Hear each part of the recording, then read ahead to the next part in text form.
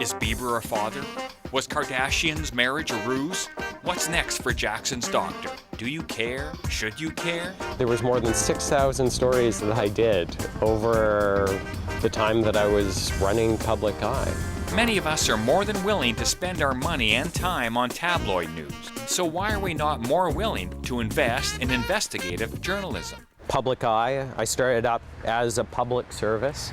Independent journalist Sean Holman has suspended publication of his website, Public Eye Online. For 8 years, Sean opened our eyes to issues that affected our lives and the province of British Columbia. I took advertising as well, but in the end, there wasn't enough readers willing to donate to Public Eye, even though it was read by 200,000 unique visitors last year. Public Eye had a major impact on politics. Just one example, Sean's investigative work on former school trustee and Liberal Party executive Doug Walls. Doug Walls affair, which made a big difference, It made a big difference to community living BC and, people with developmental disabilities, and resulted in the resignation of a cabinet minister, a firing of his deputy. After Sean announced the closure of Public Eye, it became the top trending topic on Twitter across Canada. So why weren't more of us contributing to Sean's site if it was so important to us?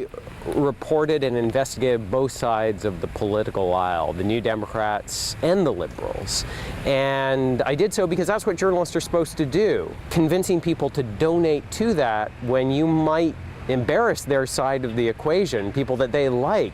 I think that's a tough pitch, especially when you're competing for donation dollars with a whole bunch of other good causes like the environment or fighting homelessness. Canadians as a whole really need to be asking themselves, what kind of media do we want in this country? What kind of media do we want to fund? And people should be stepping up, I think, to support that kind of media. Now that the Eye has closed, what's next for Mr. Holman? I'm going to be working on a documentary, and I'm going to continue hosting my radio show on CFAX 1070 weekly, talking about politics in BC, talking about civic affairs, the things that continue to matter to me.